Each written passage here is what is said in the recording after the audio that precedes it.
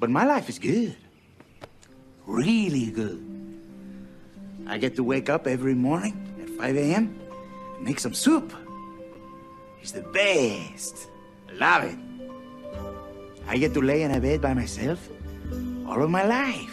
You're playing music too loud, right to jail, right away. You're driving too fast, jail. Slow, jail. You're charging too high prices for sweaters, glasses. You right to jail. Okay, I don't know. Whatever it is, it's not right on the teleprompter. I don't know what that is. I've never seen that. No, there it is. We are going to do Sting, yeah. Okay, but yeah, I can't read it. There's no words on it. Okay. Ready? Sure. There's no words there. To play us out. What does that mean? To play us out. Sting is going to do. It's a video. Sting video. What is for credits? I don't know what that means. To play us out. What does that mean? To end the show? Yeah. Yeah. All right, go. In 5, 4, 3. That's tomorrow, and that is it. Okay. In 5, 4, 3. That's tomorrow, and that is it for us today. And we will leave you with a. I can't do it. Okay. We'll do it live. Okay. No. We'll do it live. Fuck it. Do it live. I'll write it, and we'll do it live. Right. Fucking thing sucks. In 5, 4, 3. That's tomorrow, and that is it for us today. I'm Bill O'Reilly. Thanks again for watching. We'll leave you with Sting and a cut off his new album. Take it away. Do it! Just do it! Don't let your dreams be dreams. Yesterday, you said tomorrow. So just do it! Make your dreams come true! Just do it! We obviously didn't communicate clearly. We had to discuss your surrender, not mine. Tú eres tan romántico molestando con una vipa. Me preguntas si te quiero. Yo te digo que no estoy lista y no quiero comenzar. No hay nada que pensar. Yo te dejaré atrás. Mientras gano más y más. No estás en mi nivel y tú no eres obligación. No estás motivada y tú aburre mi corazón. Eres un idiota sin inteligencia y razón. Entonces déjame tranquila mientras escriba tu canción. Tú eres tan romántico molestando con una vipa. Me preguntas si te quiero. Yo te digo que no estoy lista y no quiero comenzar. No hay nada que pensar. Yo te dejaré atrás. Mientras gano más y más. No estás en mi nivel y tú no eres obligación. No estás motivado. Corazón. Eres un idiota sin inteligencia y razón. Entonces déjame tranquila mientras escriba tu canción. Estoy aquí a disfrutar. Estoy aquí pero quiero gozar. Si quieres a mí pero vamos a bailar. Cintura a cintura papi tra tra tra. Bailando, gozando y me gusta tomar. Pero no quiero pendejos que no quieren respetar. Déjame pendejo papi ya no más. Déjame pendejo papi ya no más. Estoy aquí a disfrutar. Estoy aquí pero quiero gozar. Si quieres a mí pero vamos a bailar. Cintura a cintura papi tra tra tra. Bailando, gozando y me gusta tomar. Pero no quiero pendejos que no quieren respetar. Déjame pendejo papi ya no más. Déjame pendejo papi ya no más.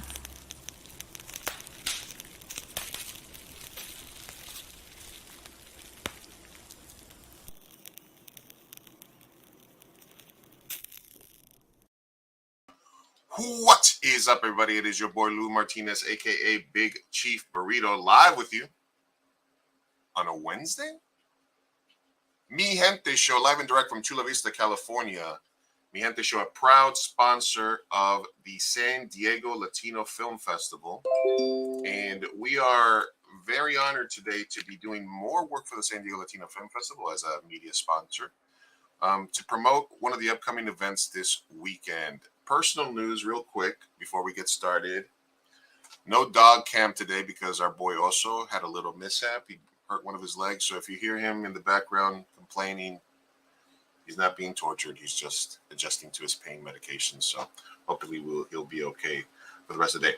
Make sure that if you are planning to attend the San Diego Latino Film Festival, you use code Mi Gente Show, Mi Gente Show at checkout, and you can get 15% off any ticket or event. That includes the Saturday night closing night party with Sonora Dinamita. And the event we're going to talk today about is Arte Latino and their upcoming Arte Latino Comic and Lucha Art Fest. That's a handful. But Andy and Melody from Arte Latino are here. We're going to bring them on for a second, and then we're going to bring on our special guest in a minute or two. But Andy, Melo, how you guys doing? Hey. Great. Also, I never get tired of that Bill O'Reilly flipping out. I love that. It's a classic. That's just it. We'll do it live. Because that's the show policy. We do it live. You know, we write it and we'll do it live. And I saw Mello reacting to me adding Wednesday to the intro. Yes, that's great. Yes, I didn't see before the Nacho Libre part at the very beginning. I love it. Yeah, it's hilarious. I try to add a little something every week to make it just as big as madre as possible. And well, you succeeded. And I succeeded. So just before we bring in our guest, just can you give me a little update of how's Arte Latino going for you guys so far? Great, really great. We're really excited to have so many artists participate this year, and we have the Artisan Market on the weekends. We have a group show with art here at the Hub, and yeah, there's a lot of people taking pictures and tagging us, and it's pretty great. I saw that the Bad Bunny picture got sold, right? And yes, Esmeralda Robles. She did sell her Bad Bunny, and she was working on a very large piece as well, also Bad Bunny. So I'm pretty sure she's gonna sell that one too soon. All right, and then Andy, what's been your biggest takeaway so far? I mean, we're halfway there. We've reached the point of no return. It's easier to move forward than to turn around. That's very true. Yeah, we're really we've got a lot of awesome artists this year. People are just coming in and really digging the fact that we have art when you walk into the Hub space. You know, it makes a big difference when you leave and you've heard live music, seen some live art, seen some just sick artists, and watch some films. You know, people like the experience. It's an overall experience. So people are digging it. Right, and I got the appropriate hat for the occasion, right? We got the the lucha hat for today. So we're good to go. And then I got the, Chespirito, Chapulín, and Cheech and Chong cast representing for La Cultura, right? All right. Well, without further ado, man, this is a person that I've been following on Twitter for a long time, and I've been following their career forever. A world-renowned cartoonist, political satirist, and artist, Lalo Alcaraz. Hey, what's up? Do it live. I saw Lalo vibing a little bit. He was trying to draw, but he kept looking up like, what the hell's going on here? That is the world's longest intro. Let me just say. But it was worth it. Yeah. Thank you. I appreciate it. Lalo, let's start off. When did you become aware, or when did you and Andy connect about this? And what were your feelings about being involved in this sort of comic lucha hybrid art event? Hey, I just show up, all right. And I do whatever wherever Andy tells me to go. No, he contacted me about being part of the festival, and then all of a sudden it was not just me sitting in the lobby, which I'd done before, and which was fun. I met a lot of cool artists years ago. I don't even know when I did that last time for the film festival, but this time, and he's like, "Hey, we're gonna." It came in stages. Like, "Hey, will you come and booth and vend?" Yeah, sure. Sounds good. He said. Then the next one was, "Hey, do you mind if we make you a special featured artist?" I'm like, I never mind that, of course, let's do that. And then he says, can we do a thing around you that's like the Lucha and Comics Day? I'm like, go for it, so I just sat there and all these things happened around me, which is a metaphor for my life, always. So Andy knows where all the bodies are buried, is what I'm getting from this. So, my next question was going to be, can we just call this the Lalo Alcaraz Film Festival? Hey, I want the contract for the T-shirts. There you go. There you go. And Lalo, I mean, you have some history. I mean, not only from Comic-Con, but you spent some time in San Diego as well, right? Yeah, being born and growing up there. Yeah, I mean, just a little bit of time. So, going to college. Does the festival? I mean, were you always aware of it, or like, did you participate in it, or did you attend like growing up, or were you kind of aware that it was happening while you were here?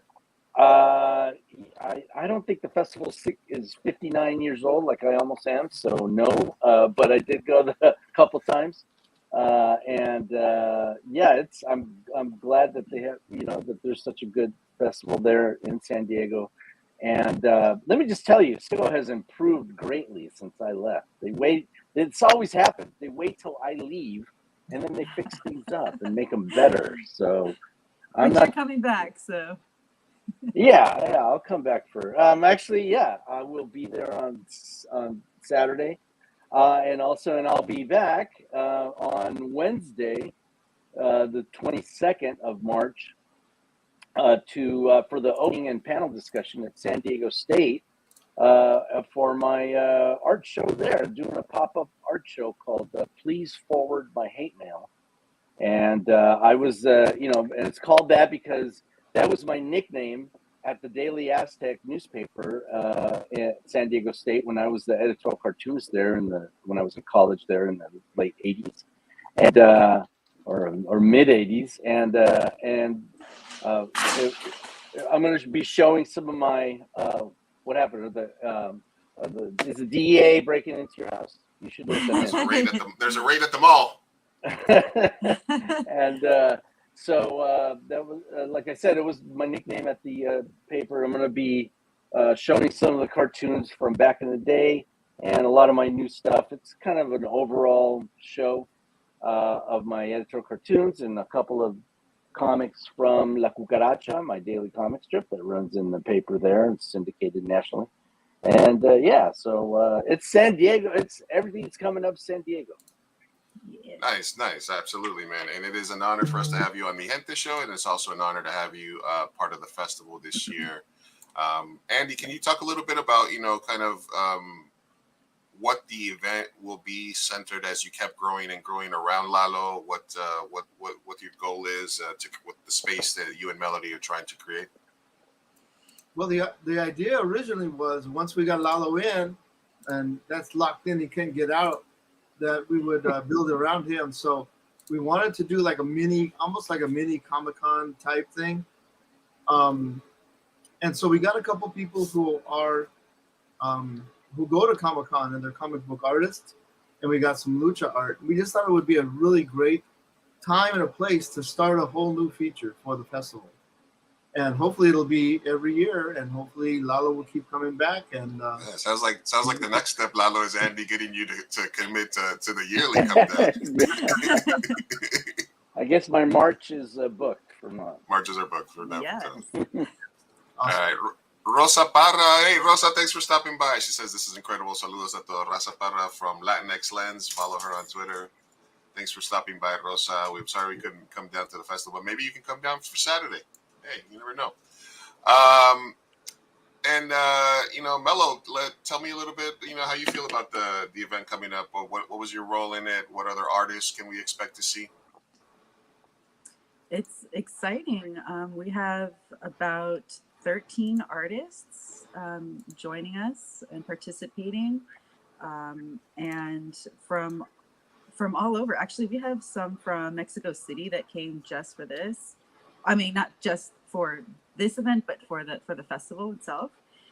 We have, can I drop some names or? Yeah, do it. This is your part. So we have Joaquin Junco, we have Ruben Rosas, Paco Pablos will be there, Mike Kim Art, Chicana Roots, 7 Octobers, Jorge Pina, Kix Cakes, Lisa Cabrera, Elizabeth Vasquez, Gerardo Rodriguez. We have Tica Artesanal going to be there, and Joe Hernandez. So a lot of them are, all of them are Latinos.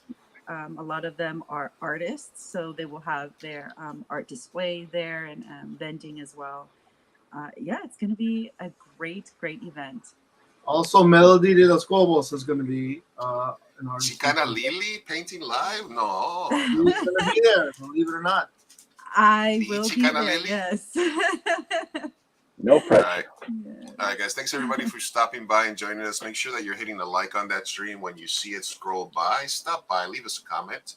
Make sure that you're following at Chicana Lily, myself at Big Chief Burrito, as well as at Mi Gente Show, wherever. And you can always find Mi Gente Show anywhere you get your podcasts.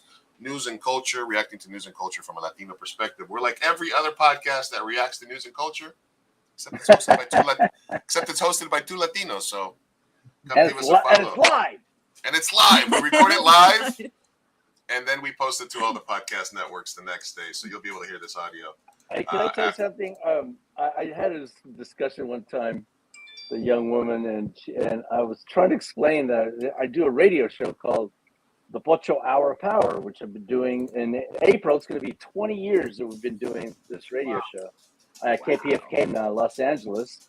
And we've interviewed lots of big stars, activists, and every funk artist that you listened to when you were 15, or at least when I was 15. We interviewed people from all those bands, from Earth, Wind and Fire, from Roger, Zap. I mean, you name it. War, Tower of Power. Anyway, I tried to explain this whole thing I'm doing, and this young woman's like, "Yeah, but is it a podcast?" I'm like, "Well, no, it's a radio show with an antenna and it goes on airwaves." "Yeah, but is it a podcast?" I'm like, "You can listen to it streaming live on our kpfk.org." "Yeah, but live?" I'm like, "Bro, you can. It's also archived on the radio station." "Yeah, but do you have to go look for it?" I'm like, "Oh my God." It was like two generations not communicating here. Like, yes, it's archived. You can have it sent to you, and God, sorry I made anybody lift a finger to listen to my radio show. But anyway, Pocho Hour of Power, Fridays at 3:00. Pocho Hour of Power. You tune in at a specific time on a specific channel, and you listen, and they do it live. Right? Yeah, it's a crazy world. Later.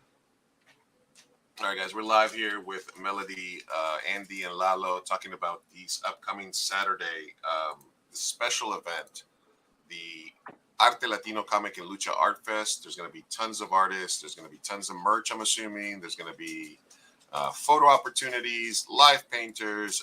What's the lucha aspect, Andy? Well, the lucha aspect, I don't know how we just threw that in there. We just thought it would be cool. You get to wrestle your favorite artist, and if you beat Lalo and Melo, then you can go against Paco, who's like 7'4".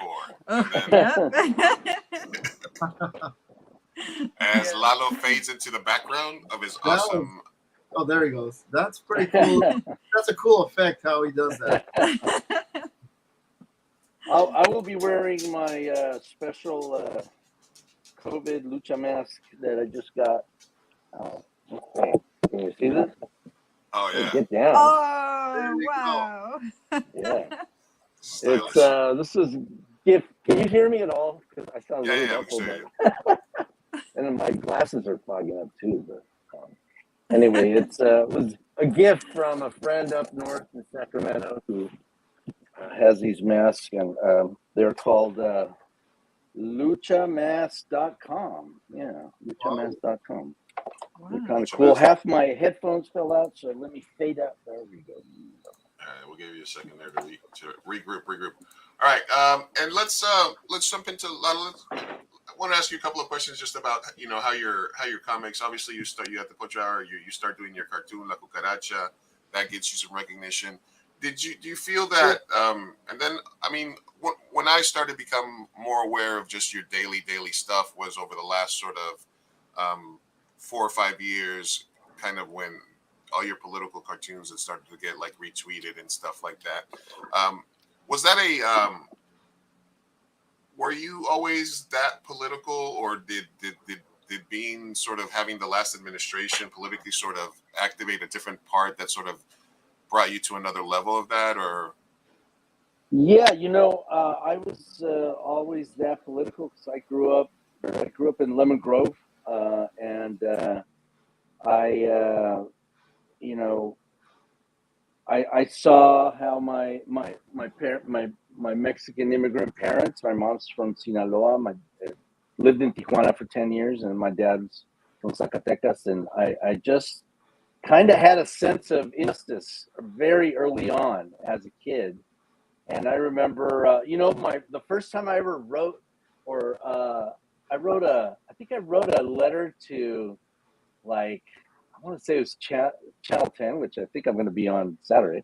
I must have been like 15 years old or something, and I saw a news report that about lightning hitting a lunch truck out in some agricultural fields up in North County, and a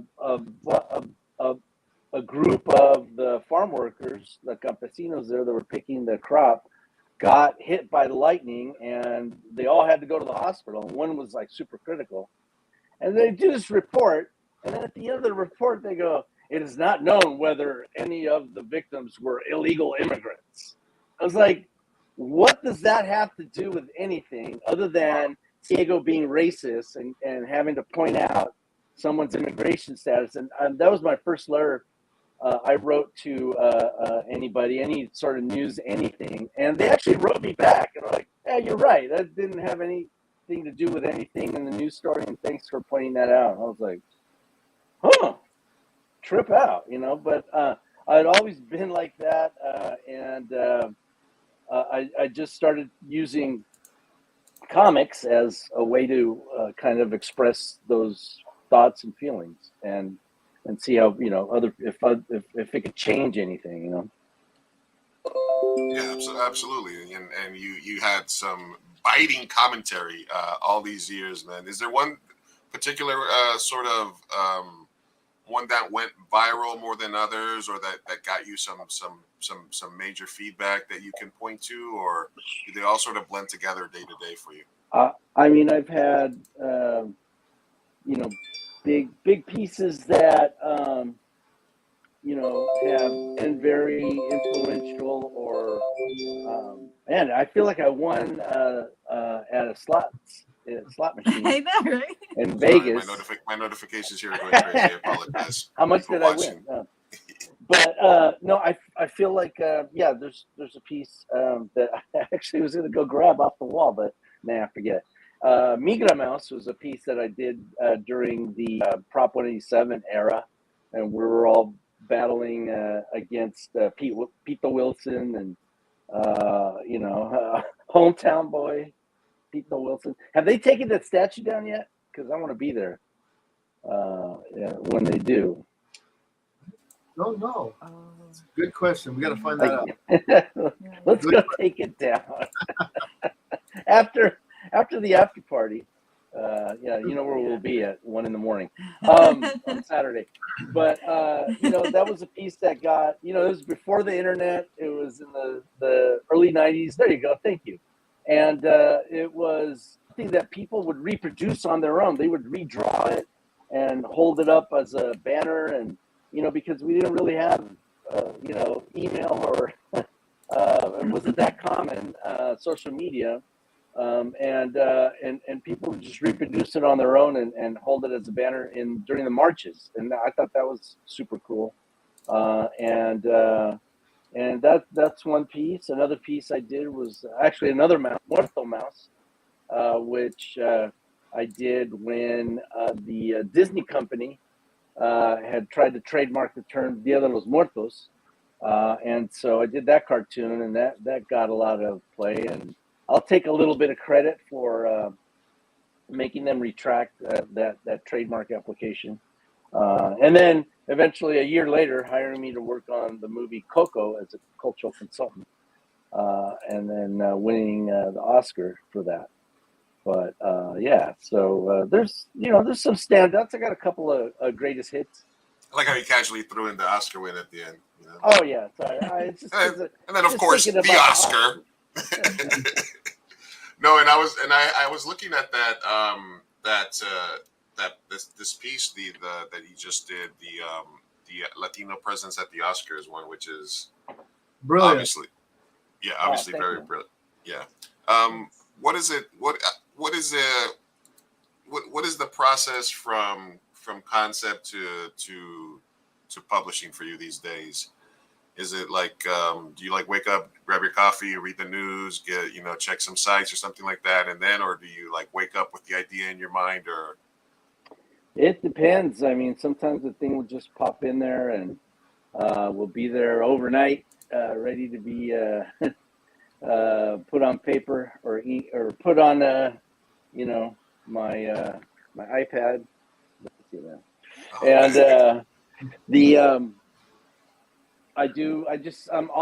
I'm looking up right now at my TV here in my new studio, and my new TV with CNN on it going 24/7, or MSNBC or local news or something. And I just sit and soak up the news all day long, newspapers or TV or the internet, and then an idea will pop into my head. Sometimes, like today's Wednesday, so got to have a cartoon in by tomorrow for editorial, and I've got to last week I did like 3 Dilbert cartoons because if you know the creator of Dilbert, Scott Adams, whose strip was right next to mine in the LA Times, is a big racist idiot. So that was the whole news for Cartoonist last week. I didn't do anything else about anything. And then, I just see what's in the news cycle, or I have an idea about something, or sometimes people contact me and say, could you think about doing something about such and such, which is weird because sometimes I've like had I tell people now, like, I don't really take orders for cartoons. This is in Burger King, and people sometimes will ask me, like, hey, I just got fired from my job. Will you do a cartoon about it? And I'll be like, sorry, bro, that didn't hit the national news, So and people will end up hating me, and that actually happened with a Chicana artist, a performer in LA that got fired from a job and demanded that I do a cartoon about it. I was like, yeah, sorry, no, I can't. I'm doing something else. And she ended up like not ever talking to me again. It's like I didn't sign up for that. I'm not your mayor. I'm not your city councilman. I'm just a dumb guy with a pen. I get that a lot. People just say, hey, have you ever thought of making a movie about my life? Like, no. Absolutely not. Oh, what are these notifications? You say no, George Santos. No, George Santos. Go away. So basically, it just depends, obviously. And then I did enjoy a lot of your COVID stuff, like kind of like your activism there. Can you speak a little bit about that? Sure. I about when COVID happened, a little bit after, I was approached by an academic guy, Dr. Gilbert Lopez out of Arizona State, and he said, hey, I have a thing called COVID Latino. Would you be interested in partnering up and doing stuff? I can get at least get traction for this stuff. And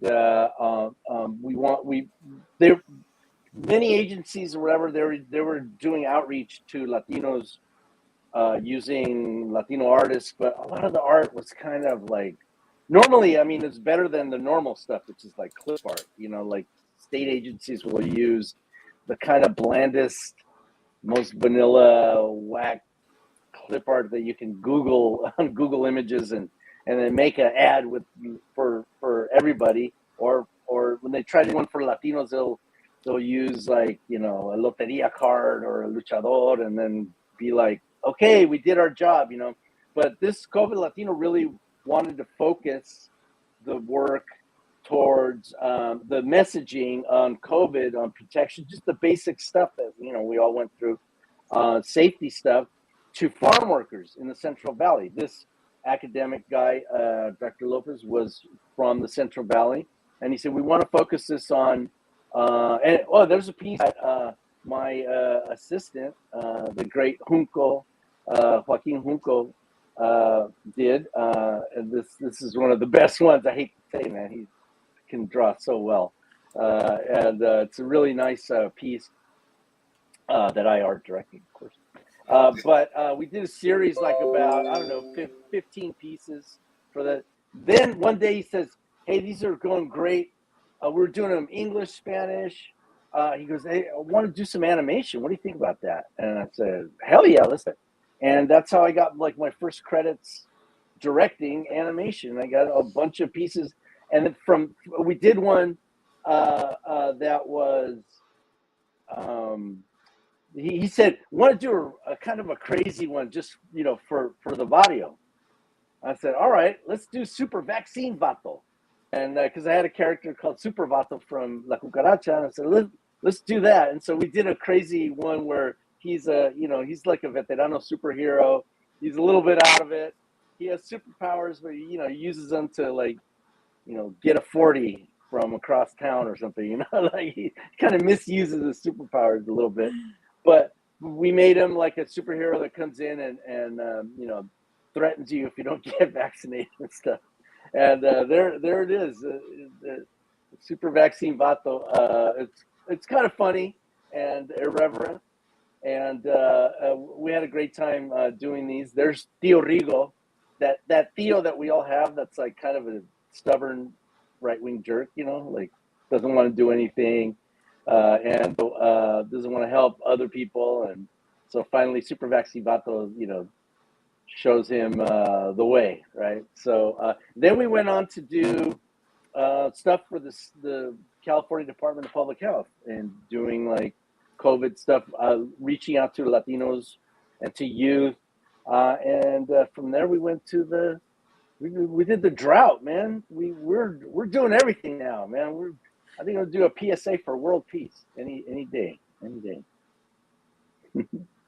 Oh, that sounds like no, man. I think those actually, like I think, like you said, as opposed to the common way of doing PSAs, which is just so basic and lame and just sort of speak to a very just lame really way of getting people to try to act on something, that you brought the comedy, that you brought the realness, that you brought that to it, was something that was incredibly powerful. And I think, honestly, that really, out of the stuff that was coming out, I think that obviously helped a lot, so, Oh, cool. Well, thank you, man. I mean, from my perspective, and who am I? We have Mario Lucero in the back. We're gonna bring him on, Mario, in a little bit. I see that you joined us right now. We'll get you on in a second. We're talking live with Mello at Chicana Lily. Follow her on Instagram to see all her great work. She is a beast. I saw one of her paintings yesterday that I want to buy, but she gave me a high price. I think she's just trying to play hardball with me. I want it for the background right here. For the crowdsourcing. We're going to crowdsource it. We're going to crowdsource it. Elandi, who's, I don't know, Andy, you're like the LA Godfather, because you got all these connections. All these people, we got to do a move. We got to do a doc about Andy. That's kind of my next project. Figure out, we need an origin story for Andy to see where he came from, how it happened. Got to make something up then. Oh yeah. The truth, the stories have been changed to protect the innocent. I wanted to ask you one more question, Lalo, and you can see Lalo Alcaraz this Saturday in San Diego at AMC Mission Valley at the San Diego Latino Film Festival. We're going to be talking. You're going to have, I'm assuming you're going to bring some art. You're going to bring some calendars?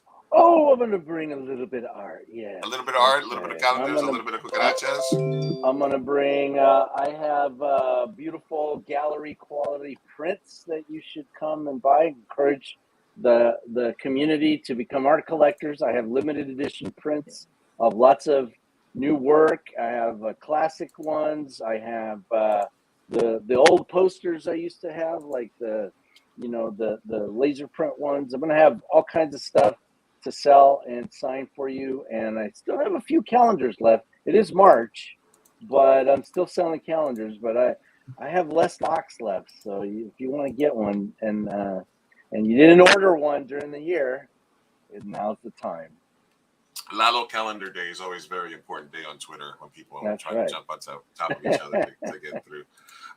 Make sure that you guys are following Alcaraz. Go to pocho.com, his website, where you can find all his daily comic books as well as find links to all his other work. He also has his show. Where can they listen to your show, Lalo? kpk.org, kpfk.org. Fridays, I almost forgot what time. Fridays at 3. And then the archive is there. It's they have 90 days of archives of all the shows, but our show's right there. This Friday, I think we're going to be live, and I have no idea what we're going to talk about other than politics and desmadre and hilarity. Hilarity will ensue. And if you want to call it a podcast, just don't do it in front of Lalo. Okay? Yeah. You can call me Gente Show, a podcast all we want. Just go anywhere you get a podcast and type in Mi Gente Show, 2 Latinos and a microphone, and that's how we do it. So I want to ask you one other question before because I know you gotta get ready and stuff, Lalo, but I do appreciate the time that you're giving us today. Can you speak a little bit about the changes? Because I mean, I remember, growing up, I would always like our thing was we would wrap presents in the Sunday comics, because we were too broke to get wrapping paper. So you just go get the newspaper on Sunday and, Right. You'd wrap the presents in Sunday comics. And I would read the, I grew up on the East Coast, so I would, pick up like the Daily News and I would go sports section, comics, and then I'd browse through some news or something like that. But the change from physical paper periodicals, daily comic strips to now, having to have your audience sort of go online to find you. How was that transition for you? Was there like an in-between place between the two of them where you think the industry was suffering, or how do you could you speak a little bit about that transition? Sure. I think I adapted pretty well because I'm still, I can't speak for the comic strip part because my syndicate keeps me in the remaining papers I'm in. I'm in some pretty good papers, but I used to be in, like 100 papers, and don't ask me how many I'm in right now. It doesn't matter. But I'm in enough papers that I can still afford to do this, and also I'm up on 20 years of doing La Cucaracha. So usually a comic strip only the average is like a year, and it dies. And so I kind of missed the golden age of comic strips, and also I wasn't doing I went through a period when newspapers started collapsing and papers started shrinking and comics pages started shrinking, where I got dropped by I myself and other cartoonists. Our strips were dropped by a lot of papers, not exactly because of our content, but I mean, guess which strip goes first? The brown strip goes first, right? And they didn't like comic strips that generate hate mail. That's me. Means they're reading.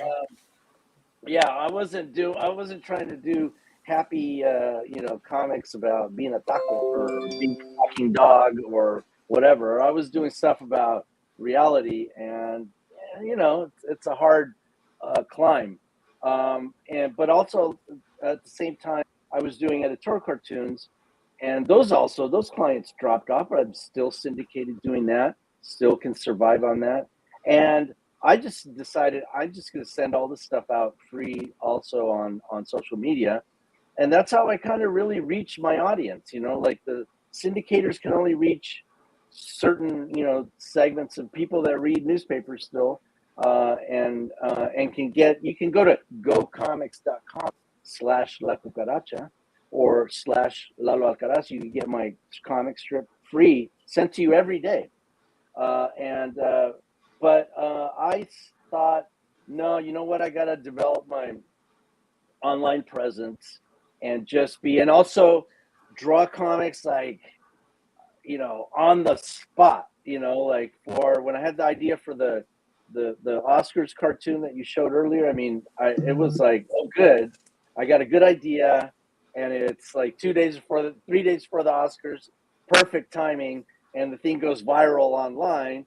And then also the client can, you know, print it if they want to print it in their paper or website. And I found that has helped me survive, you know, just stay relevant, even though I'm crusty. Crusty and tired and whiny, and I want to sleep next to your dog. Yeah. Can I ask a question here? No, Andy. Oh. Because you don't have any dirt on me, so I don't do everything you say. I'm just kidding. Mix them up, man. I'll mix them up. No, I was just wondering, for Lalo, who and how influenced you in your writing? Because, you know, there's a lot of comics that have been out there for a long time, but not with your bite. Well, thank you. I when I was in college, even in high school, I remember. I think maybe I'm not sure, but at least when I was in college, they used to run Doonesbury and Bloom County. If you remember those strips, Doonesbury's still around. Bloom County came back, and but those are two political comic strips that really like showed me that I could do that, but make them all Chicanos and immigrants and Mexicans and Latinos and everything, and have them, you know, a cast of thousands talking about their lives. And that was my simple concept for La Cucaracha. And also when I was a kid, I read the comic strip Gordo. Does anybody know that strip, Gordo? It used to run in the Union Tribune up until it ended, which was like 1985. And I used to read it when I was a kid and go like, whoa, this Mexican guy is, he was a Chicano from Tucson, Gus Arriola. He was drawing about Mexico. And that would make me think like, A, why is this the only Mexican or Latino in the whole comics pages? And B, I think I could do this, you know? And I kind of subliminally, you know, realize like, oh, maybe I can be a cartoonist, you know, and survive doing that. So those are kind of the three major influences that really affected me. And all the comic books from Tijuana, you know, like reading Donald Duck in Spanish, and you know, that and all the luchador comics and Calimán, all that stuff, man. I love all that stuff growing up. And then Alarma magazine, which you would sneak a look at, you know, when you brought it home, and it's scandalous, you know, but all that stuff kind of was like my formula for really thinking I could do it.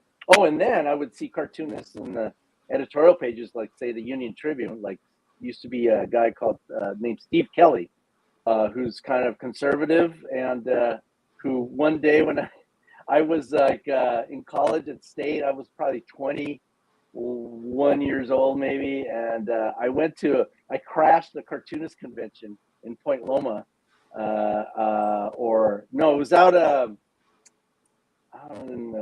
it was in the base somewhere. It's one of those tiki hotels or whatever, right?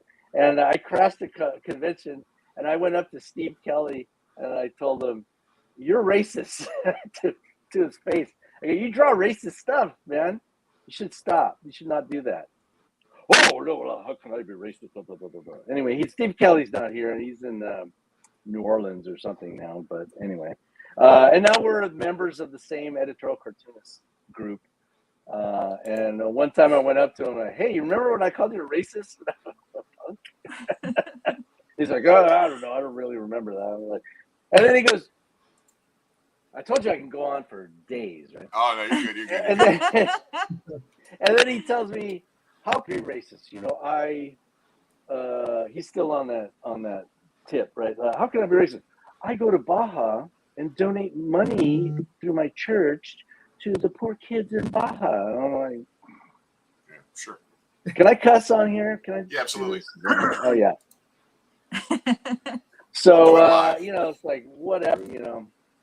Don't he would draw up the he was famous for drawing a Mexican American city councilman in a sarape and a sombrero, and I can't remember the guy's name, Ubaldo or something. Anyway, it was ancient history back in the 80s, but I was like, yeah, don't abuse your superpower of cartooning just to draw racist shit. You know? Use it for good, not evil.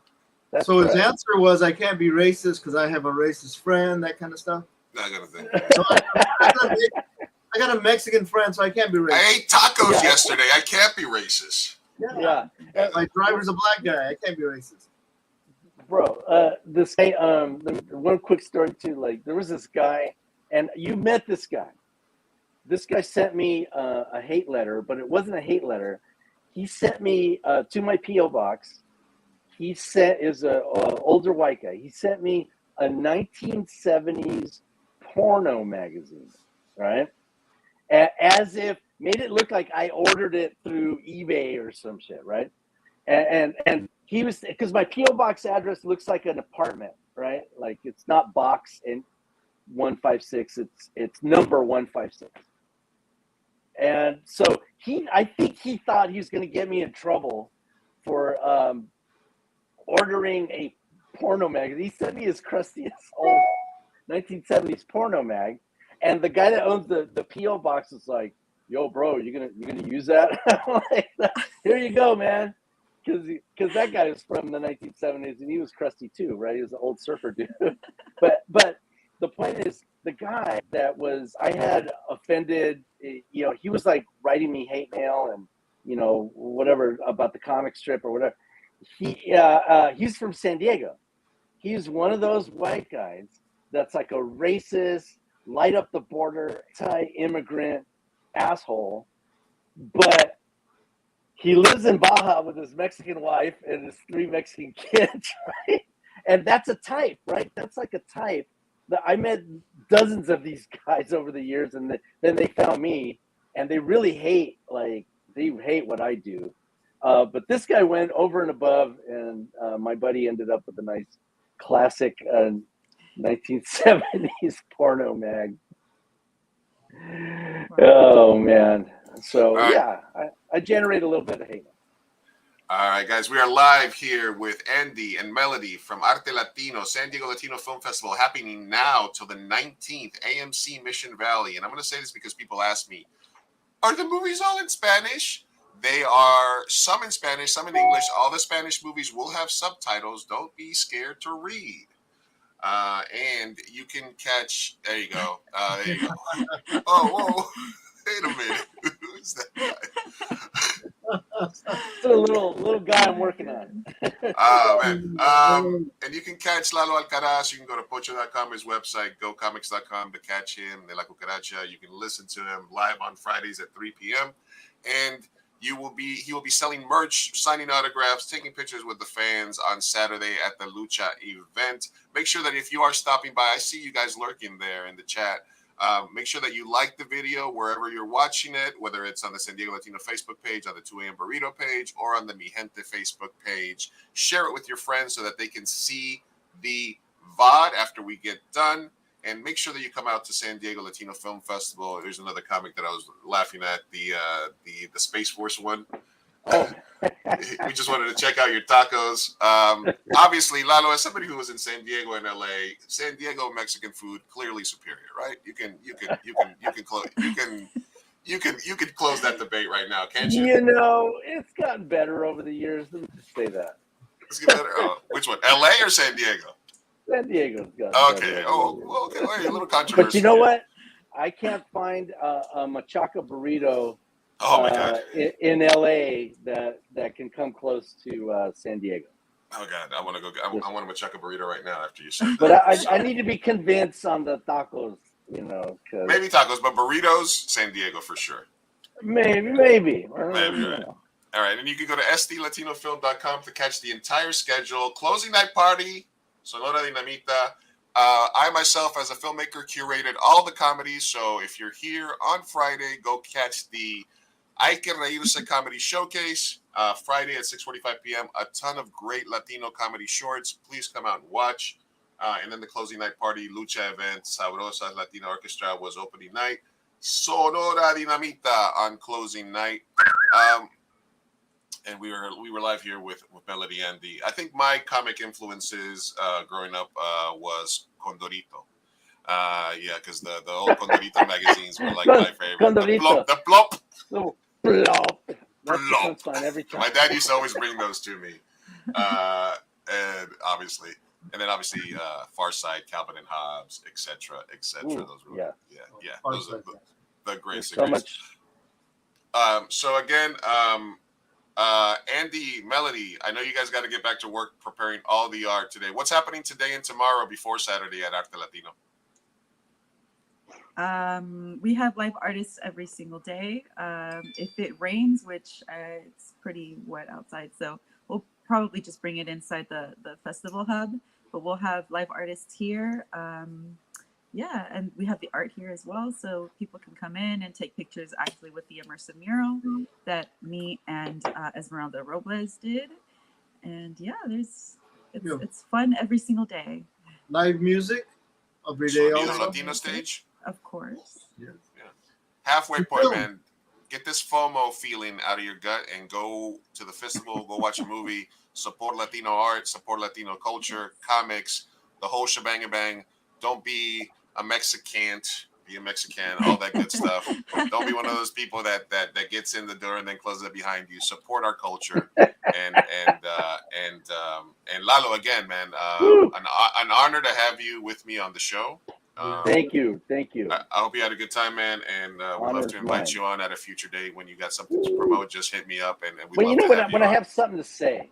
When you have something to say, yeah, because maybe next time have a shot or something so you're not shy. A shot of espresso. You should close up, man. All right, man. So I appreciate all of you guys. I'm gonna go ahead and let you guys go. Thank you, Andy. Thank you, Melo. Thank you, Lalo. See you guys on Saturday. Looking forward to seeing everybody. Thank you. Yeah, absolutely. Bye-bye. We got you. We'll get you some of them free beers from the Film Hub. Of course. Yes. All right, guys. I'm gonna take these guys off stage. Later, guys. Bye, Melo. All right. We've been live here with Melo, Andy, Lalo Alcaraz. How friggin' cool was that? I'm live today here. My dog is sick, guys. Send love. Send positive energy. And before I let you guys go today, I'm going to have one more special guest here coming on. One of the movies that I curated for the festival. As you guys know, my job is to curate comedies for the move for our festival in the Hay que Reírse showcase, and my goal with that is to get a diverse group of movies, different cultures, different types of films, etc., etc. And we're going to bring on one of the filmmakers from that movie, a movie that you are able to see one more time. I'm going to bring up the schedule real quick so we can figure it out. But Let's see. We'll figure it out right now. So let me do a quick intro here for our filmmaker and watch our preview for the Hay que Reírse showcase. And we'll bring on Mario Lucero from Los Pacientes Recurrentes.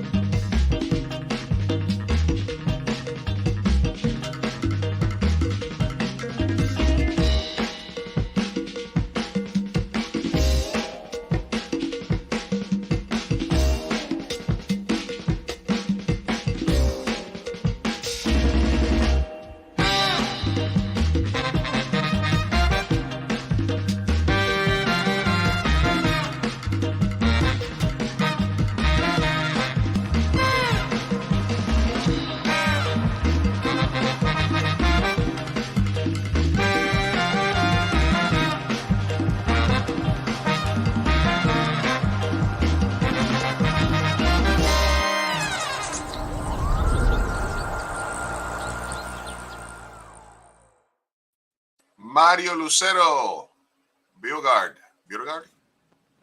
¿Cómo estás, amigo?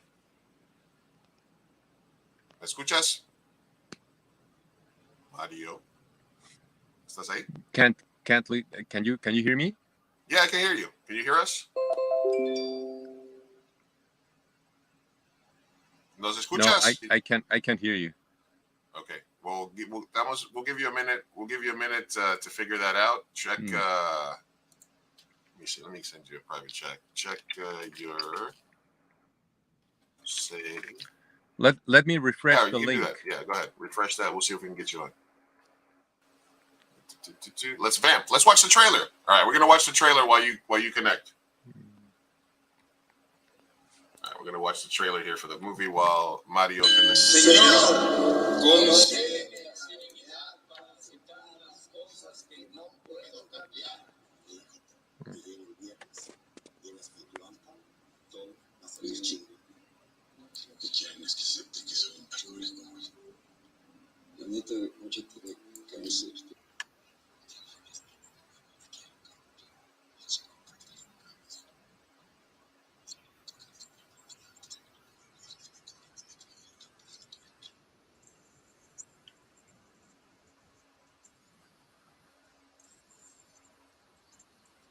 Ella es la niña, ¿verdad? Lupe, yo soy Laura. Voy a ser tu doctora en el camino.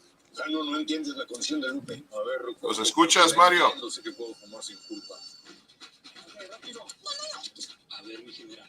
¿Qué está pensando este señor Jaimes al enviar a una...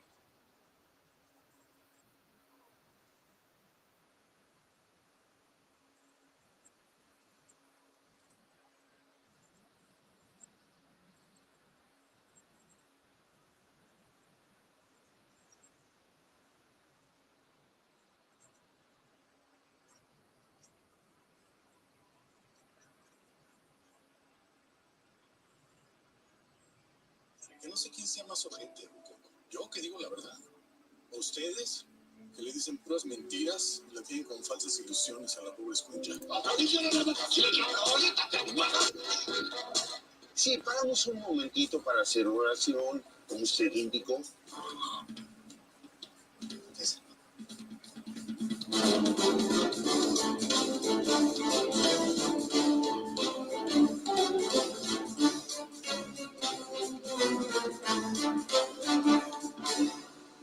¡Ánimo!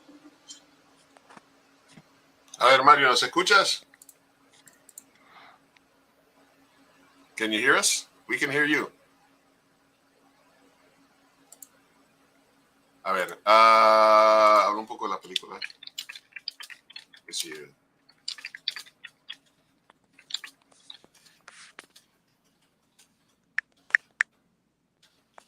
We're live, people. Sometimes this happens. We'll vamp. We'll do it live.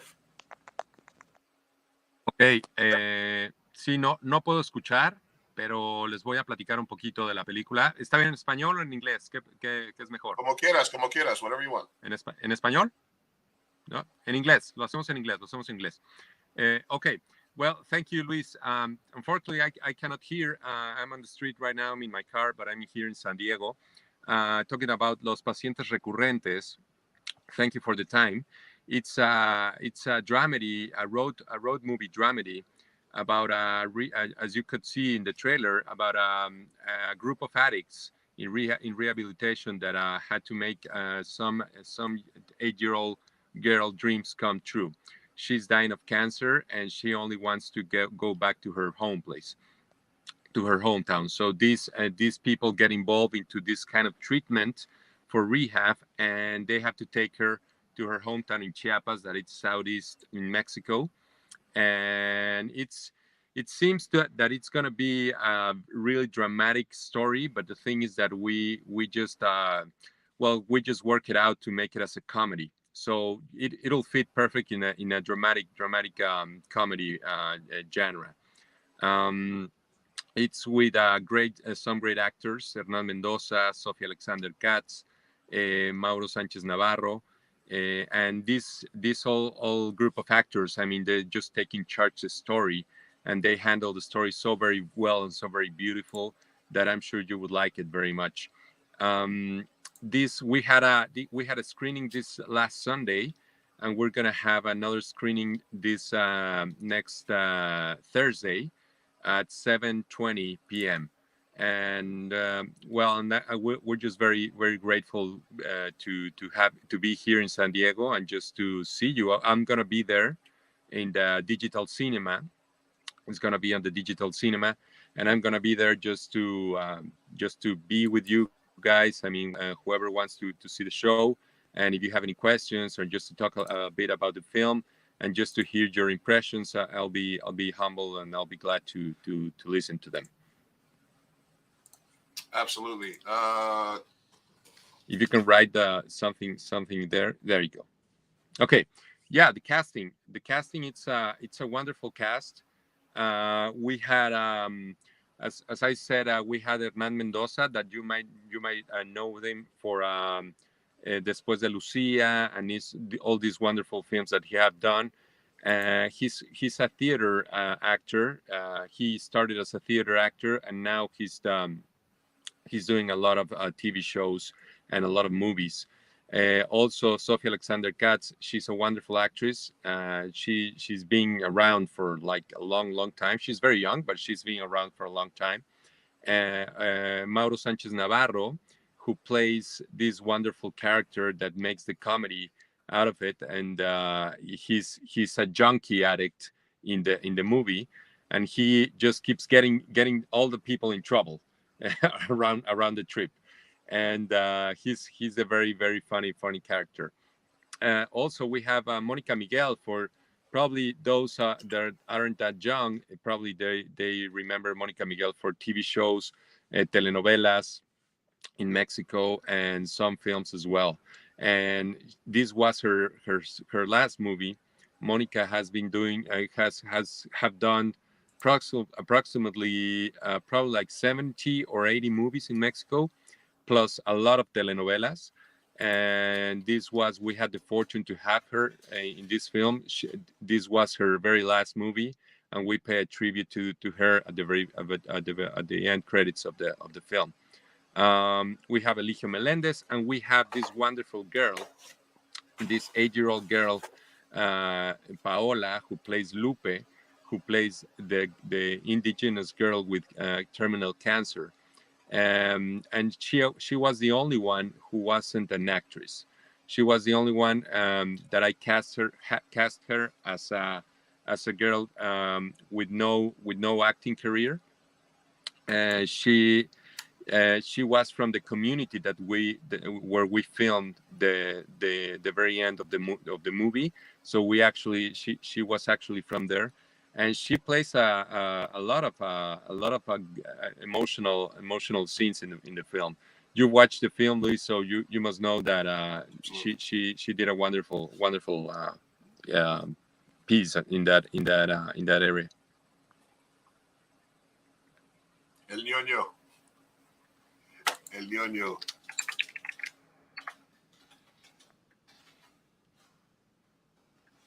I want to talk about Edgar Vivas, who played El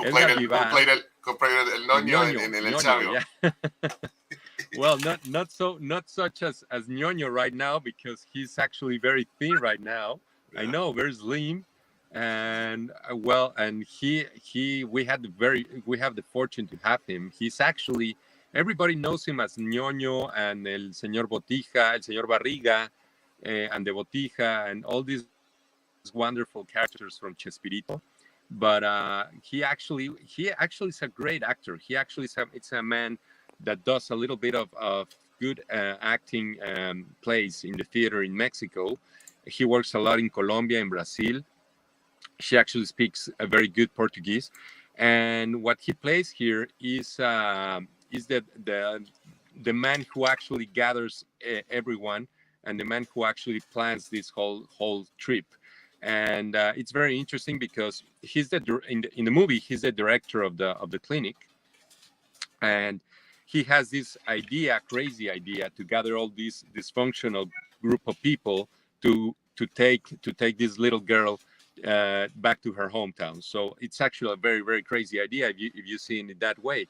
But let me tell you that these kind of things actually may happen. I for a research, I did a little bit of well, I did a little bit of research, and I actually stay in a clinic for addictions, you know, in Oceanica. It's called Oceanica, and I stayed there for like 2 weeks just to comprehend, to understand the whole treatment. And I just went there undercover as an alcoholic, and I was a patient there, and I just could live everything that people with addictions live. And I understood that this kind of treatments actually happen for a reason. It's for the whole reason to make a service to anyone else. So at the time you put the life of someone else in your hands, you start making yourself responsible for that life. And this is very, very helpful in the rehab process, in the rehab treatment. So it might seem crazy just for this man, the Edgar Vivar plays, to send these all other people with a little girl back to her hometown in a tiny van. But it's actually a thing that happened, and it only happens for a reason, and you're gonna see it when you watch the movie, guys. What's the reason for all these people to go there? All right, I'm going to ask you one more question, and then we're going to let you go. Después de te dejo ir y hablamos. Very good. Yeah, sure. Let me the whole message of the film, or mostly what I wanted to do with the film, was to talk about redemption. Redemption, what it's the main theme. As I told you, Luis, on Sunday, that you were wonderful there to interview me. But the whole theme is redemption. I mean, I don't see the characters at the very end. They change. They have a good change. They evolve or into someone else. I don't want to tell them or to tell you that they become better, or they become nice persons or whatever. But they change. They redeem themselves for whatever they were struggling during the story. So that was the main reason for them to go on this trip. Okay. Thank you. Okay, we're gonna let you go, Mario. Vamos a hablar más tarde. Nos vemos el jueves. Nos vemos el jueves. Thank you very much. Thank you, Mario. I'll see you Thursday, guys. Thank you very much, Luis. Bye-bye. All right. Thursday, March 16th at 7:20 p.m. Thursday, March 16th, 7:20 p.m. Los Pacientes Recurrentes. We had a nice crowd for it when it played on Sunday. We had a good Q&A with Mario, and it was a blast to watch the movie. It was one of the movies that I selected for the Hay que Reírse showcase. As you know, anything that's Hay que Reírse is something that is comedy themed. San Diego Latino Film Festival is it's a border festival. We're in San Diego. It's Latinos. There's obviously going to be some stories about trauma, stories about immigration, stories about struggles. There's documentaries that are very, very serious and very poignant. As I like to call them, very important movies. My kind of filmmaking is always a little goofier, more adult-themed humor. So it is my pleasure to program movies that can be a counterbalance to the more serious fare, and something that will allow us to laugh a little bit in a theater with our friends, which is awesome, and something that is very cathartic and helps us out a lot. Porque, as the theme says, hay que reírse. So, man, big show today. Lalo Alcaraz, who is an icon, cartoonist. Go check him out. Pocho.com. Pocho.com. You can catch all his comics. You can catch him live on Saturday at AMC Mission Valley. I believe this starts at noon till 5 p.m. at the second Art Hub in Mission Valley. Go get some merch. There'll be tons of other artists. Andy and Melody will be there. and as well as other artists. I want to thank all the artists that have come on from Arte Latino to talk to me before and during the festival. Inocente from an Oscar-winning movie. Paco Pablos from just everywhere, blowing up. Sony, who did the poster. Melody Chicanalili, who did the incredible awards. Go follow Mi Gente Show on Instagram at Mi Gente Show. You can catch some stories that I did about her live painting and about the awards that she's created for the festival, which are top-notch, chef's kiss. So I gotta go take care of my dog, y'all. He's over here ODing on like, where's also right there. You can say he's in a bad way right now. He hurt his paw. He hurt his leg. A little 2-year-old shepherd. So we're gonna have to try to get him to had to take him to the ER at like 5 in the morning, like a concerned dad, because he was in pain. And right now he's all loopy on pain meds. So send some positive energy for my boy Oso, El Osorio, Osiris the Virus, Osito Panda. And I will not be at the festival today because I'll be taking care of my dog. You guys are gonna see my screen. I will not be at the festival today because I'll be taking care of my dog, but I will be there Thursday and Friday. Friday for the comedy showcase, Saturday for the Arte Lucha event, and for the closing night party. So I appreciate everybody that stopped in. Thank you, Rosa. Thank you, Prevent. Sorry if I destroy that, for commenting. Thank you for all the lurkers. Thank you, Lalo, again for being on Mi Gente Show. It was an honor. And thank you to our filmmaker for stopping by. Mario Lucero Beauregard came all the way here to watch the movie with an audience. The audience responded great on Sunday. And I hope that he has another audience on Thursday at the Digital Gym in downtown San Diego. So if you have not been there, go ahead and go check out the new theater. If you are going to buy tickets, go to SDLATINOFILM.com and get 15% off by using the code Mi Gente Show at checkout. I want to thank you guys all for stopping by today. I am Big Chief Burrito at Big Chief Burrito on Twitter or at Big Chief Burrito on Instagram. But you can all follow us and you can find all our links on 2amburrito.com, at Mi Gente Show on Instagram and Twitter and on YouTube as well.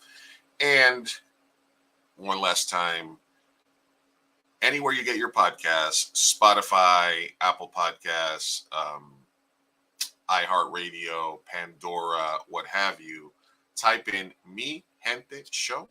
You'll see this logo right up here. Hit the follow button.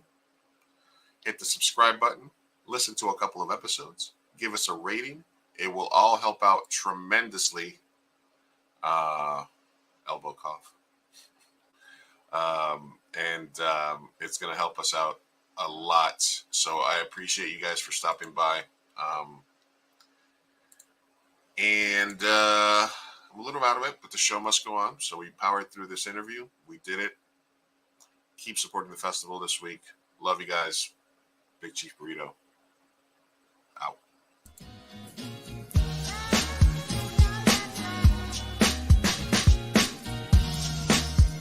Vamos, papá, hay que irnos. Me estoy aguantando desde que pusieron el domo. Puedes esperar. Muchas personas trabajaron en esta película y solo quieren que te aprendas sus nombres de memoria. Y yo quiero asegurarme de que ningún animal resultó lesionado durante la filmación de esta película. ¡Listo! ¡Uy, palomitas en el suelo! Oh. Espera, parece que Maggie tiene algo que decir. Es tu primera palabra. ¿Qué escuela?